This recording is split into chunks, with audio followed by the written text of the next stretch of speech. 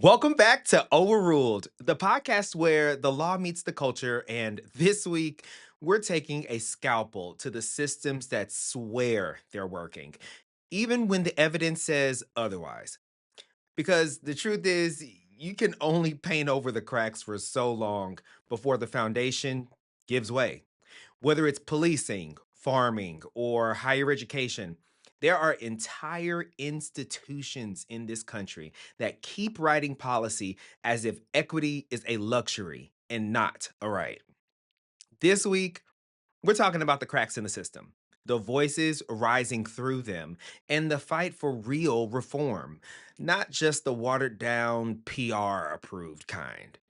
Because when institutions fail, the people don't fold. They actually organize, they galvanize, they sue, they become litigious, but mostly they survive. This episode is for the ones who keep showing up even after the government says, wait your turn, please. Spoiler alert, that turn is now. Cue the track. Let's start the show.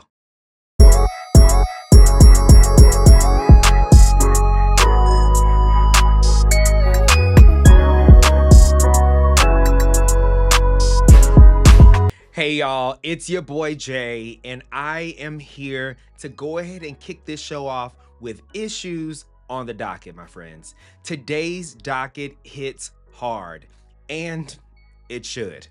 We've got a federal report confirming what Black communities in Memphis have been screaming for years, that their police department isn't functioning more like an occupying force than public servants. We've got Black farmers dragging the USDA back into court because the discrimination didn't stop with apologies and payouts. And we've got Alabama, yet again, bulldozing DEI programs like they were some sort of national threat. These bitches won't let up. But you know what? The connective tissue here? Institutions refusing to self-correct until they're forced. And communities who are absolutely done waiting. Let's break it down. Our first story is going to cover the Department of Justice, DOJ, exposing that Memphis PD's pattern of racism and brutality is alive and well. So in March of 2024, the United States Department of Justice released a bombshell 58-page report after a 14-month civil rights investigation into the Memphis Police Department, triggered by the horrific death of Tyree Nichols, a 29-year-old Black man beaten to death by 5 officers in January 2023. The DOJ didn't mince words. Memphis PD has been operating with systemic patterns of unconstitutional policing, including excessive force, discriminatory traffic stops, and suppression of First Amendment protected activities. Now, I'm going to pause here for a moment of sarcasm. Are you surprised? Are you surprised? No. All right.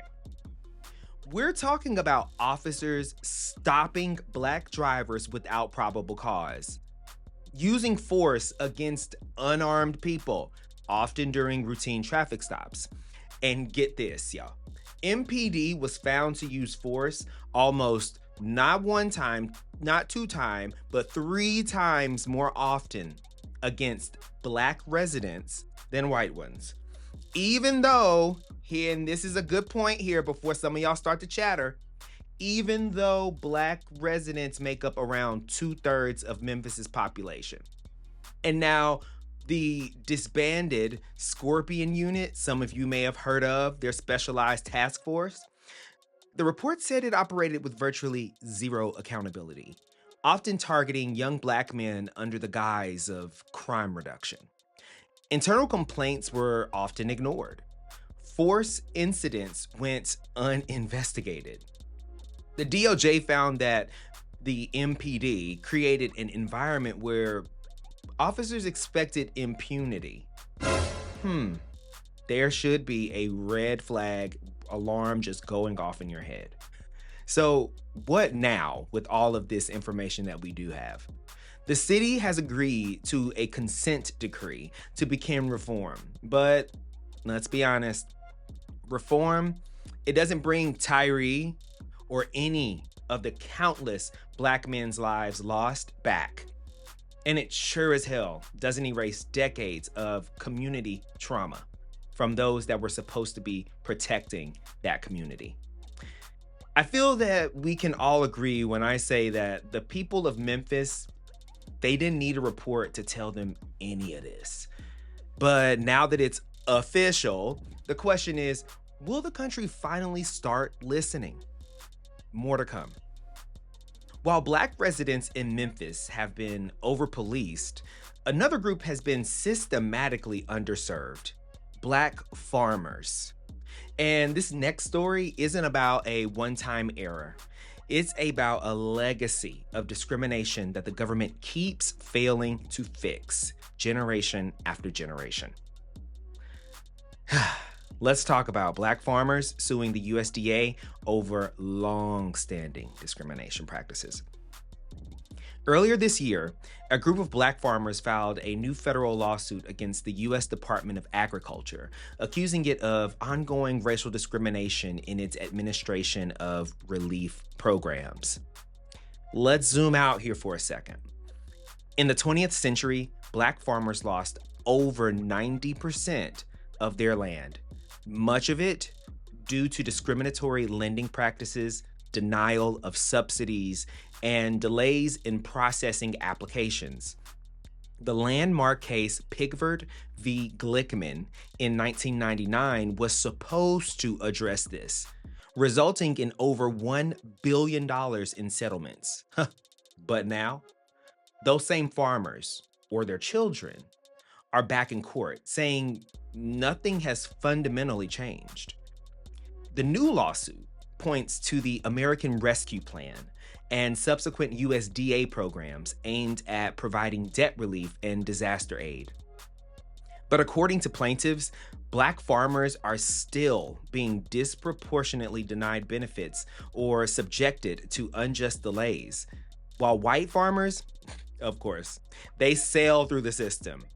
One farmer said he waited 8 months for a loan approval, while his white neighbor got approved in 2 weeks. Coincidence? I think not. The USDA, under Secretary Tom Vilsack, has publicly committed to equity and justice. But according to the lawsuit, that promise hasn't translated into actual access. And here's the twist. Oh, y'all wanted a twist, eh? White farmers also sued the USDA to block debt relief for farmers of color. Claiming it was, and here we go with this word again. This is not a new word to the Overruled podcast. But the white farmers claimed it was reverse discrimination. Exactly. A federal judge put a hold on those funds in 2021, and they've been stalled ever since. The caucasity that has, the privilege that has, the racism that has. So we're left with this. A federal agency that acknowledged its racist history, promised reform, and then did the two-step backwards and hit the brakes as soon as someone else yelled unfair. Meanwhile, black farmers keep losing land, crops, and losing time they simply don't have to spare. Just like their white counterparts, their brown counterparts, this is their livelihood. And we can't even do right by fairly providing opportunities to all farmers, let alone black ones. Now, from a legacy of denials to legislative backlash, our last story takes us into the heart of the culture war surrounding 3 letters: DEI. And spoiler, it's now coming for the classroom. Let's talk about Alabama's ban on DEI programs in public institutions. Alabama's governor signed into law SB 129, a sweeping ban on diversity, equity, and inclusion programs across public colleges and government offices. The law makes it illegal to require DEI training, prevents the funding of DEI offices or programming, and bans teaching divisive concepts, including the idea that racism or sexism is systemic. Excuse me? Y'all, you can't make it up. Literally trying to counter the very real facts of the fabric of America. Alabama said, we're not talking about it. And if we don't talk about it, then they won't know about it. Okay? You heard it right. Alabama is outlawing the teaching of reality in America. The legislation is part of a coordinated nationwide campaign backed by conservative think tanks and state lawmakers to erase DEI from public life under the banner of colorblindness. It follows similar laws passed in Florida, Texas, and South Dakota. But Alabama's version goes a bit further by restricting what can be taught in classrooms, essentially criminalizing academic freedom. For students of color, LGBTQ+ students, and other marginalized groups, this is not about politics. It's about survival. DEI offices are often the only spaces where they can find support, mentorship, and visibility. Banning them sends a very clear and pointed message. You can be here, but don't ask to belong here or be wanted here. Supporters of the bill argue that DEI programs create division. But if unity is allegedly going to require erasing the truth, that's not unity. That is going to be what I will call whitewashed compliance. And here's the irony of it all. These bans claim to protect freedom of speech while censoring conversations that challenge inequality. Do you feel gaslit? Yeah, because this is legislative gaslighting at its absolute finest. So, let's zoom out for a second. We've got a police department finally being forced to confront the harm it inflicted on its own citizens. A group of farmers refusing to let history repeat itself, and a state trying to cancel equity altogether. But beneath the rage and resistance is something much deeper. A refusal to be erased. These aren't isolated stories. They're chapters in a long, ongoing fight for dignity, representation, and justice. And while institutions may try to bury accountability under bureaucracy or bad faith politics, the people, we're unearthing the truth anyway and talking about it. Real reform doesn't start with permission. It starts when communities decide they've had enough. And let me tell you, we've had enough. Coming up in Precedent Pending, we're digging into a case that is a direct result of the gift and curse of technology in the modern era. Should you trust facial recognition software to absolve or convict someone when the software itself was designed with racial bias built in? We're gonna dig deep after the break. What's going on, my baddies, my legal eagles? Welcome back to Overruled, and we're getting ready to jump right into Precedent Pending, okay? This one is going to be a very interesting case to talk about that I'm so eager to get all of your feedback on. What do you think after you hear this story?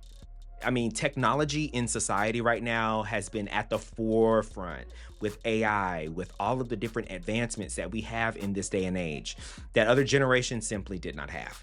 We live in an age where your face is everywhere, on doorbell cams, social media, security footage, and yes, police databases. Your biometric data, your face, your eyes, your body shape, all of that has become a new kind of fingerprint. But unlike a fingerprint, you didn't choose to give it away. And in too many cases, you didn't consent to how it's being used or how it's being misused. Today's case takes us straight to San Francisco, home of tech giants, startups, and ironically, some of the strongest local privacy laws in the nation. But even in the so-called innovation capital of the world, the same old injustice found a new algorithm. This is the story of Michael Green, a Black man wrongfully arrested after facial recognition software misidentified him as a criminal. And while that might sound like a one-off tech glitch, this case says a lot more about who gets the benefit of the doubt in a world increasingly governed by biased machines and flawed systems. Let's break down Green versus the city and county of San Francisco. On a quiet morning in 2021, Michael Green was leaving a grocery store in Oakland when he was suddenly surrounded by police. I don't know about you, but that would scare me. No explanation, no context, just guns drawn and cuffs slapped on. Why? Because facial recognition software flagged him as a suspect in a string of thefts across San Francisco.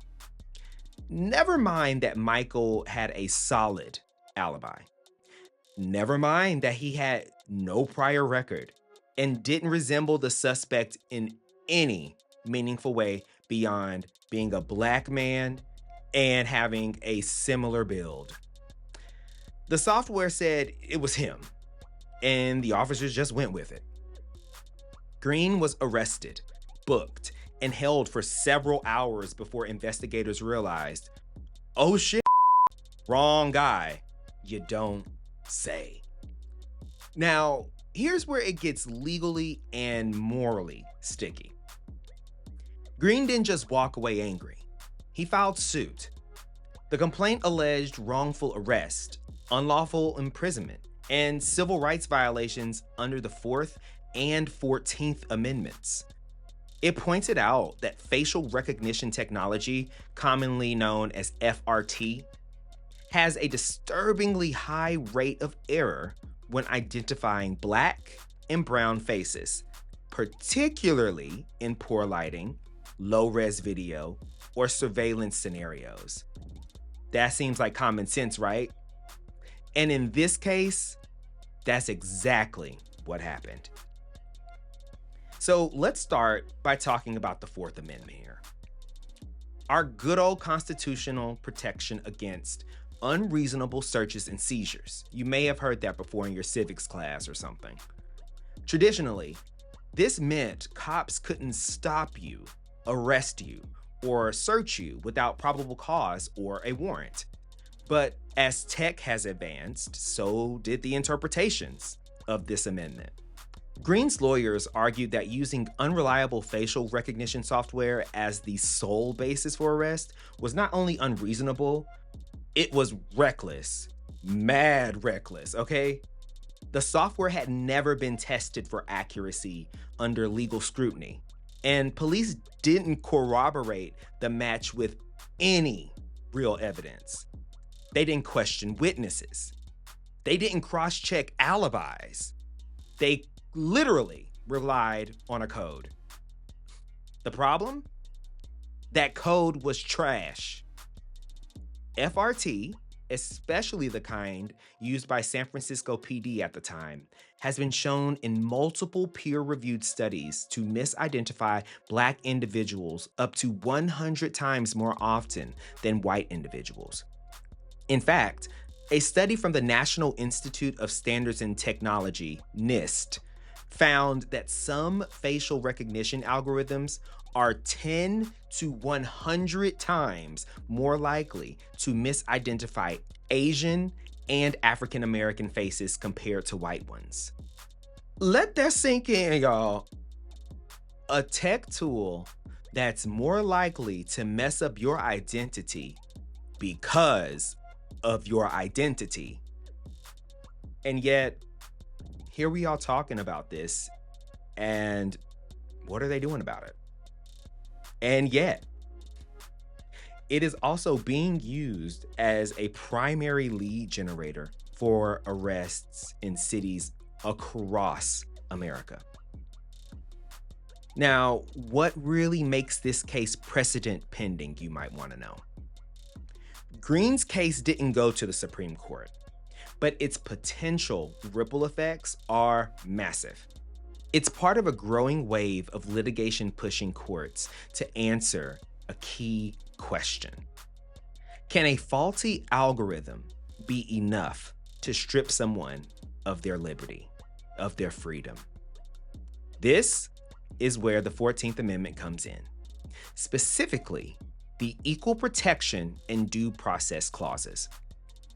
Green's team argued that using discriminatory technology disproportionately harms people of color. Fact, making its use a modern form of digital racial profiling. Same sentiment with a new look. If the courts had ruled comprehensively in Green's favor, no, just so you all know, this court case was settled out of court. So we don't know really what those terms were. But if the courts had indulged Green's perspective and it had gone in his favor, it could have set a judicial limit on the use of FRT as primary evidence, especially without human review or corroboration. And while San Francisco later implemented a local ban on government use of facial recognition, other cities have not followed suit. The feds definitely haven't. In fact, as of this year, agencies like ICE, the FBI, and the Department of Homeland Security are expanding their use of facial recognition, quietly building databases with millions of people's images, scraped from everything from mugshots to LinkedIn photos to your grandma's Facebook post. They're snatching all the girls' pics from wherever they can get it. So let's zoom out here because I want to cover something that I feel is very pertinent to this case and the major flaws that are present with it. And it all surrounds structural bias. Stay with me, okay? I know you can do it. Facial recognition software wasn't designed to be racist, but it was built on biased data, okay? Many of these algorithms were trained on data sets primarily composed of white faces. So when you run it on a population that looks different from the training data, accuracy completely tanks. And that's the generous interpretation that I wanted to share. The harsher truth, these systems weren't tested with equity in mind because they weren't built with equity in mind. They don't care about people of color in that regard. They were designed for efficiency, for profit, and for law enforcement, but not for fairness. Robert Williams in Michigan, for example, arrested in front of his children because FRT confused him with another black man. Najir Parks in New Jersey, jailed for 10 days for a crime he didn't commit because a blurry surveillance image matched his face. And now, Michael Green, humiliated, detained, and erased by a system that never really saw him in the first damn place. This is surveillance without accountability. And when the government uses tools it knows are flawed against communities it knows are vulnerable, that's not just bias, y'all. That is quite literally betrayal from public servants. So what does reform really look like in light of this Green case? Where do we really go from here? The short answer: regulation, oversight, and accountability. Y'all already know. Those are the things that are always going out as solutions to problems. Here are 3 major reforms advocates are pushing. So, first, we have a federal moratorium on FRT use by law enforcement. Multiple civil rights groups, including the ACLU and EFF, are calling for an outright pause until the tech meets minimum accuracy and transparency standards. Some cities like San Francisco, Oakland, and Portland have implemented bans, but the momentum, it needs to grow across the United States.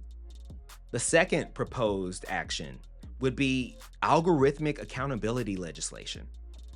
Laws like the Algorithmic Accountability Act, which is still sitting in Congress, mind you, would require government and corporate entities to assess their software for bias and risk before deployment. So the companies could actually offset all of this if they just included it in their research and development prior to pushing it out so they can make that quick buck, that quick coin. The third course of action would be due process protections. Courts must begin treating AI-generated leads with the same scrutiny as hearsay or an unreliable witness testimony. Hell, even a polygraph test. If a human informant had Green's error rate, their tip would not hold up in court at all. So why should a machine be any different? Because here's the real kicker. Green's case only came to light because he had the resources to fight back. How many others were and are misidentified, detained, or prosecuted who never knew why? How many public defenders are being handed matches without knowing the software's flaws? This is not hypothetical, friends. It's happening. It's here. And it's disproportionately happening to Black and brown folks. There's a seductive myth that technology is neutral because we all love it so much and, oh, it makes everyone's life easier, right? That data is objective, that machines don't discriminate. How could they discriminate, right? But in practice, technology is just a reflection of the people and power structures that create it. A biased cop with a badge can ruin or end a life. A biased algorithm with 1 million faces in its database can ruin thousands and never get sued, never get fired, never get reprogrammed. So no, the fight for justice isn't just in courtrooms anymore, y'all. It's in code, digital code. It's in cloud storage. It's in the quiet contracts between police departments and private tech companies that never go through public review. Michael Green's case isn't just about a mistaken identity. It's about how easily our systems are willing to sacrifice liberty for convenience and the almighty dollar. So, what do you think? What do we do with this? We remember that justice doesn't just require fair laws, it requires fair tools to enforce those fair laws. We tirelessly demand transparency in the systems that claim to protect us. And we refuse to let technology become a new excuse for old patterns of oppression. Michael Green got a settlement, but what he really wanted, what we should all want, is change. Because if a computer can decide your fate, my fate, without evidence, without context, and without any sort of questions asked, then due process is no longer a right. It's frankly a roll of the digital dice. And for communities that have already been criminalized by sight, appearance alone, that's a future we just cannot afford. Let's take a quick break. And when we get back, I have something brand new for y'all. New segment alert. Vroom, vroom, vroom, vroom. All right, I'll see y'all soon, right after this. Welcome back, y'all. You're tuned into Overruled, and we've got a new segment for y'all. New Monica. Just kidding.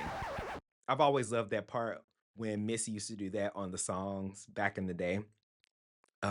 She would always say New Monica, and you know what I'm talking about. If you know, you know. Anyway, so we are going to introduce Exhibit Asterisk.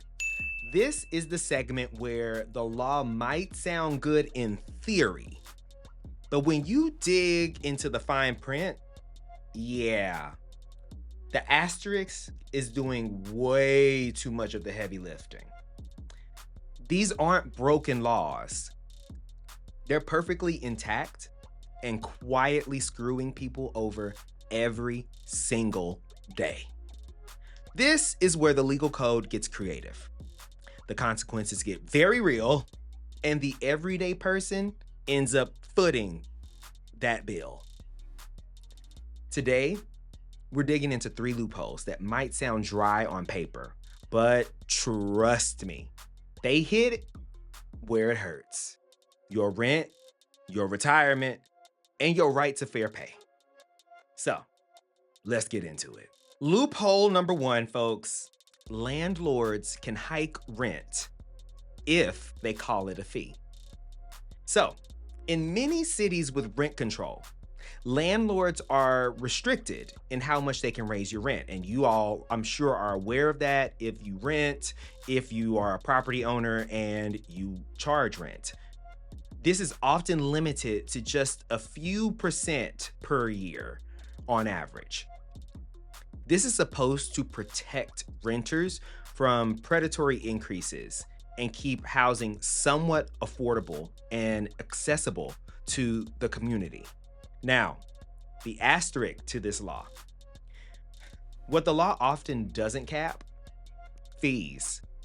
So landlords have been getting creative.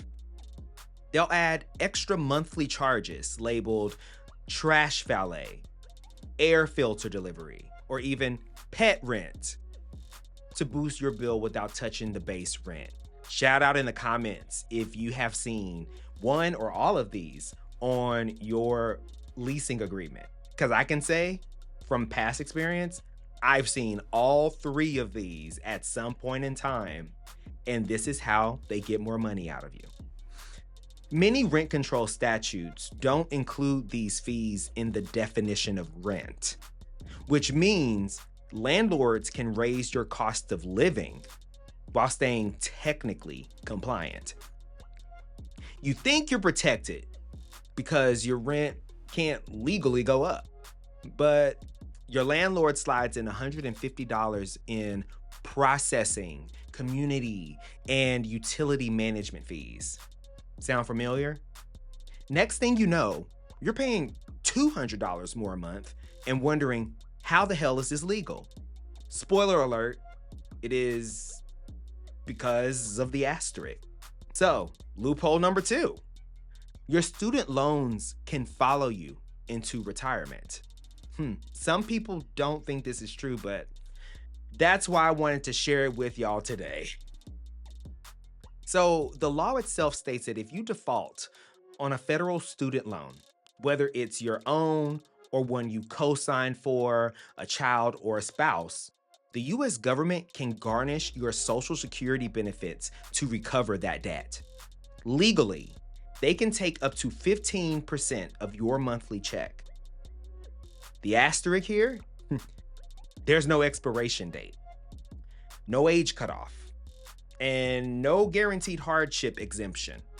Even if you've retired and rely solely on Social Security, which many Americans do, the feds can and will dock your benefits. So let's picture it, okay? Follow me. You're 68, finally collecting the money you earned over a lifetime. And suddenly your check is short. Why?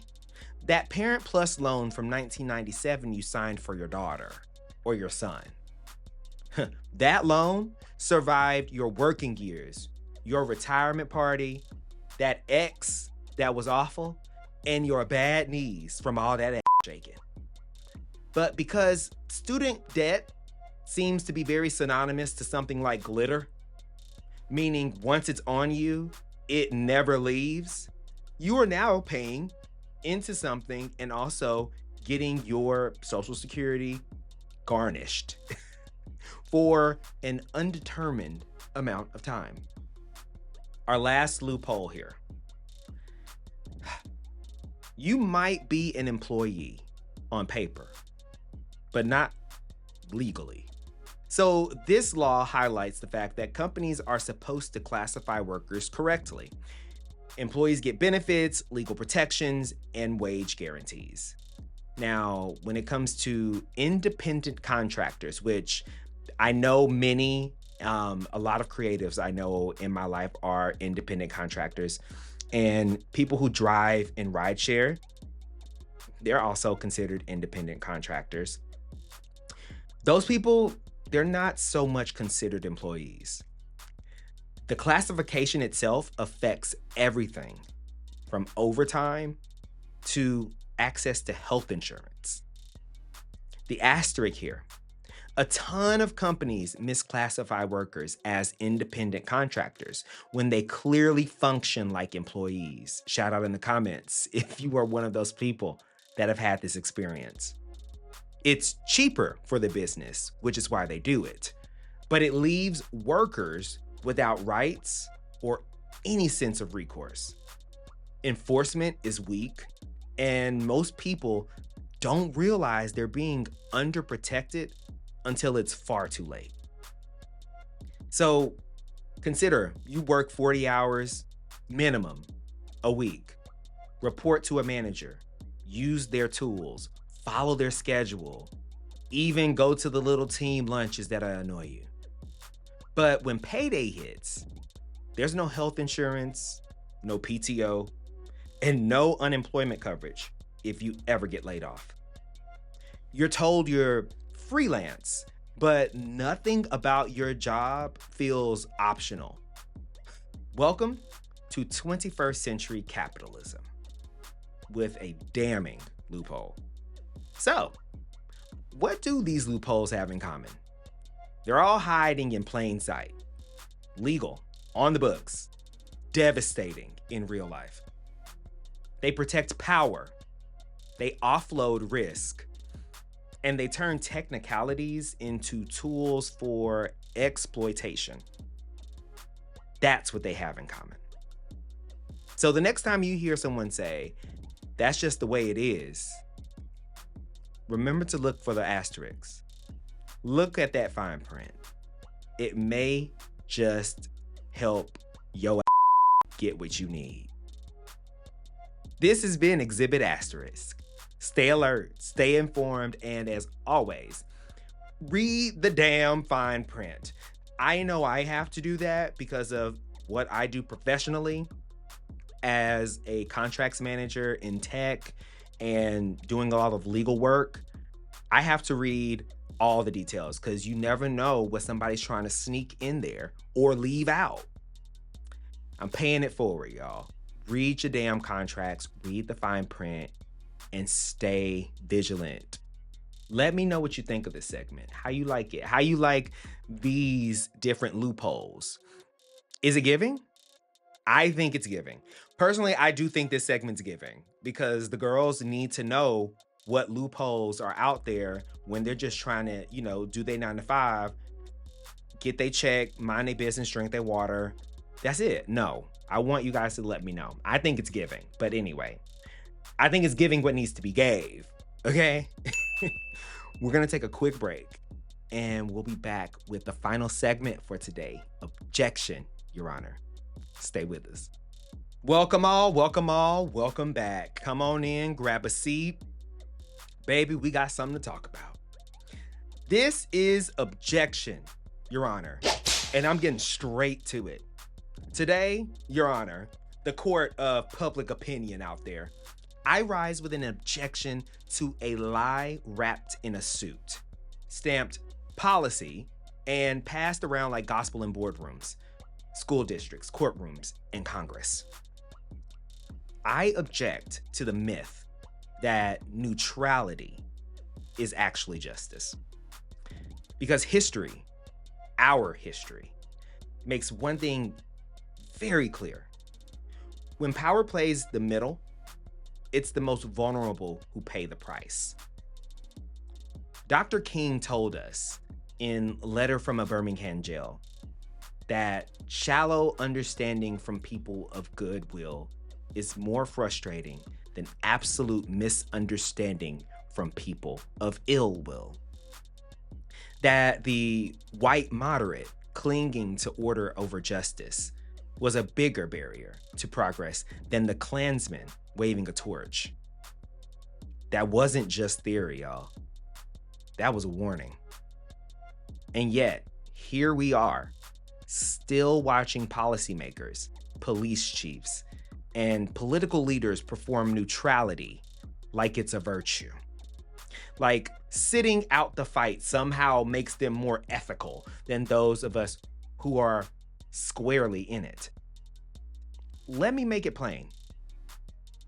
You cannot claim to uphold democracy while refusing to protect the people it's meant to serve.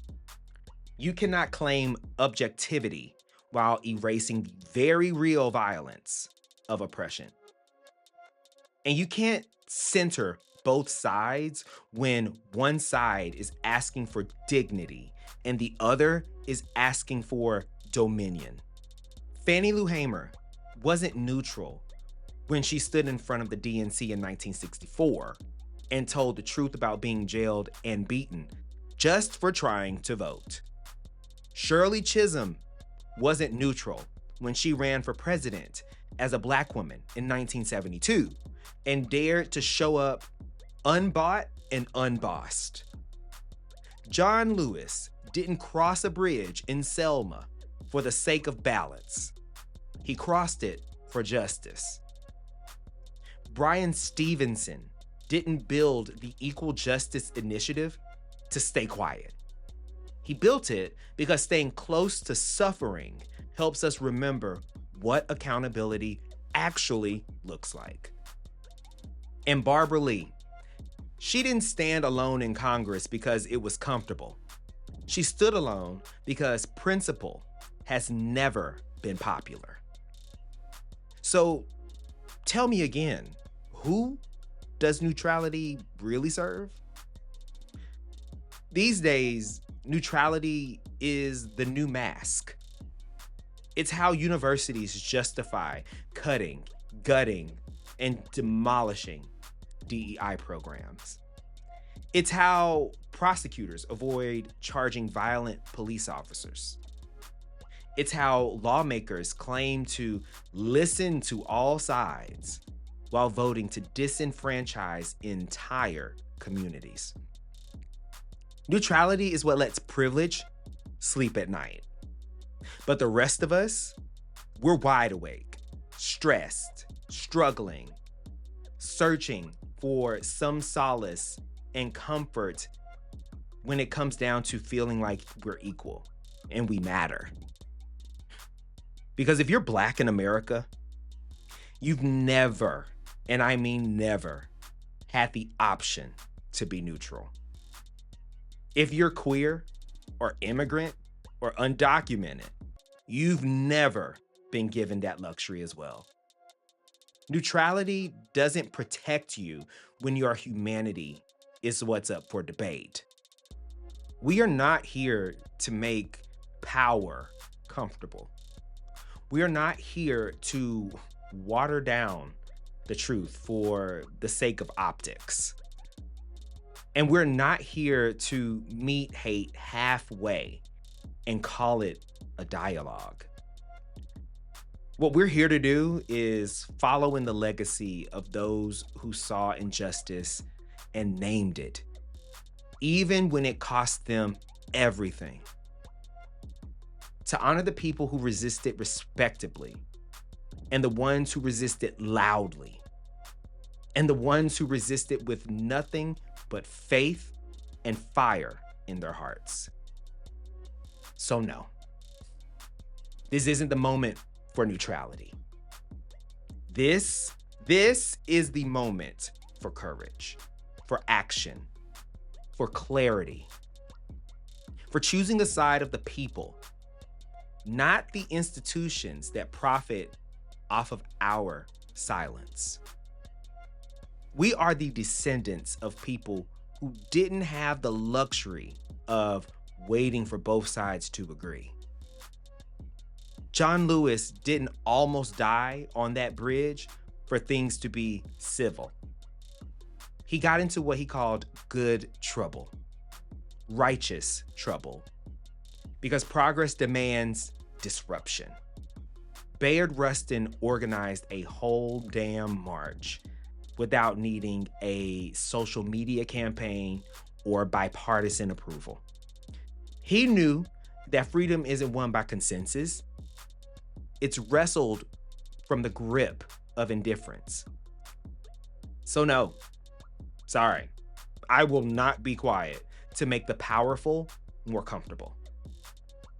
I will not tiptoe around injustice in order to maintain civility. I've been there, done that. Seen the show, bought the shirt, returned it. It's not for me, and it shouldn't be for you. And I damn sure won't pretend that standing in the middle of oppression makes you innocent. So, here's my final word. The greatest threat to justice today isn't just those who oppose it. It's those who refuse to pick a side. Because neutrality doesn't challenge systems.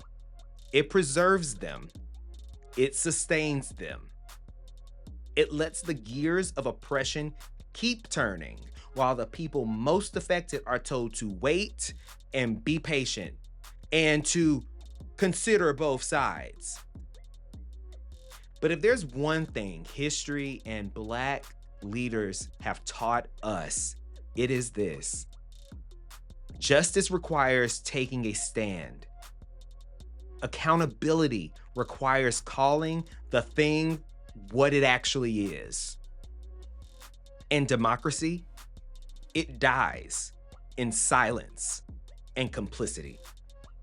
So, if you're still straddling the fence while our people are being buried beneath it, day in and day out, you're not neutral. Baby, you are not neutral. You're complicit as hell. And that is a problem. And with that, I rest my case. Woo! Here we are, everyone. Thank you for riding with me through this episode of Overruled. If you felt fired up, seen, or challenged, then baby, I did my job. Now, do something with those feelings. Share the show. Leave a 5-star review, okay? There have been many of you in the shadows that I know are listening, and I would love for you to, take that risky plunge and show yourself. Give me a 5-star review. Tell me something nice. Help me grow the show. Also, follow us on Instagram, TikTok, and Blue Sky at Overruled Podcast, and on YouTube at The Overruled Podcast. Got something to say, a rant to submit, a legal loophole that needs a spotlight? Hit us up at the Overruled Podcast at gmail.com. Until next time, stay loud, stay principled, stay on the right side of things, and remember that silence might feel safe, just for a little bit, but it has never been just. It's never been the solution. Thank y'all for listening. Bye. Chop. Oh man. Never let a mm.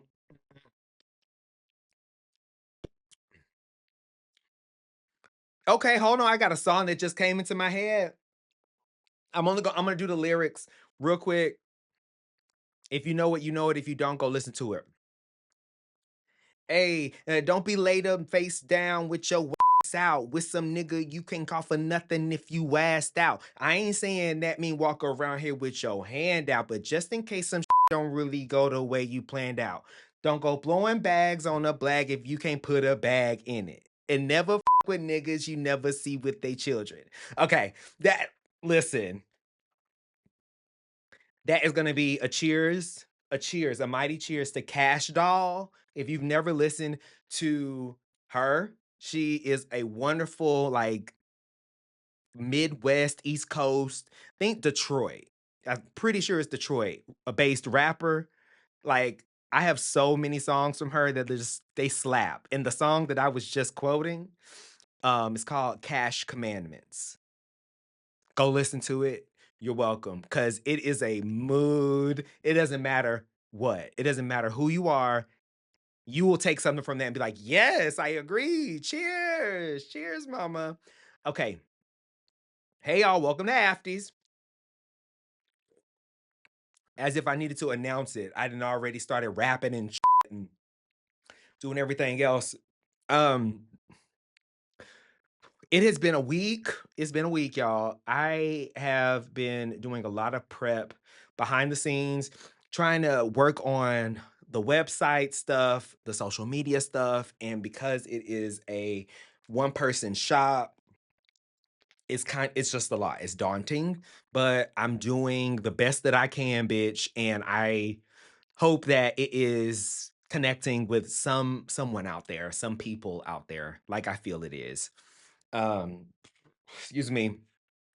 What I'm drinking on today is the sparkling tea and lemonade from one of my favorite places, the Trader Joe's, the TJs of it all. It's not too sweet. It's like got the right amount of bubbles and it is 80 calories. Baby, let's do it. And they're actually tasty. This is my first time having it. And I was like, I'll do a little, on camera. What do they call it? On camera taste test. But in the 3 sips I've had of this, it's been tasty.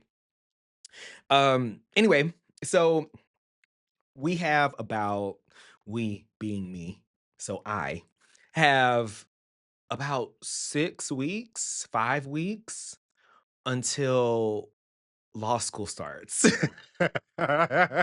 Bitch. It is it is going to be a very different um world for me once that kicks in because if you didn't know, which I'm pretty sure y'all know because I've said it at least in 1 or 2 podcast episodes now, I'm still gonna be working full time. I'm still gonna do my tech job, by day, and I'll be doing night school, at least 3, if not 4 nights a week for the next 3 to 3.5 years. Bitch, I be signing myself up for so much because I know I can do it. But it's like, damn, how many people really would choose to do this? Doesn't matter. Baby, I'm unique. I'm a rarity. So I'm going for it. And this is the time. It feels right. So with that being said, yes, I have about 5, 6 weeks left. I'm trying to really enjoy the bulk of the summer. Like I've been doing a lot of things with my friends and just being, just social and having fun, going to different pool parties and going to different events with my friends. And that's just so that I can reinforce all the goodness that's around me before my focus like naturally shifts because it has to in order to be able to properly navigate the 1L year. So yeah, that's happening. Um, I am going to play around with a couple of more segments that will pop in and out, kind of like rotating segments, like I did with Exhibit Asterisk today. And yeah, let me know what you think of that one. I actually really liked the idea once I sat with it for some time because we all have to deal with contracts. And I'm somebody that deals with contracts day in, day out because of what I do professionally. So it's nothing for me, but most people barely, I mean, barely read like the initial here boxes and let alone the fine print that's somewhere. And wanted to find a way to merge that with the law. So it's like, let's look at laws that have these legal loopholes because y'all know that these old white people be using every single loophole they can get access to with a high-powered lawyer to get off of paying taxes, to get out of getting in like criminal trouble, anything. So we need to open that door and we gonna step right on in. And I'm gonna arm y'all with some facts too, some true tea. Okay, I think that's all that I've got for today, y'all. Um, I may you know okay, hold on, last thing. You know, I have finally hit an um, age non-disclosed, that I'm like, "A nap? Bitch, that really hits." And every now and then, if I'm feeling tired from the workday because I've been up so early and doing this, that, and the other, I have been able to take, like, a cute 20 to 30-minute nap midday and be like, absolutely. Absolutely, yes. So, I don't know if you all have had that realization yet, and at whatever age you're at in life, but it just hit me over this last, like, year, and I am really, like, leaning into the idea of, "Let me set a timer, let me sit my fine ass down, and let me just close these eyes for a cute 20, 25 minutes, and then get up, shake it off, and let's get back to it." So I may take a cute little cat nap and then get back to work. Like work, and then this work. But that's it. That's all I got. This has been JB's Afties. I love you all, not in a weird way. And love me back, but not in a weird way. Y'all already know how this goes. And I will see y'all in the next episode. Peace, love, blessings. Happy summer. Bye.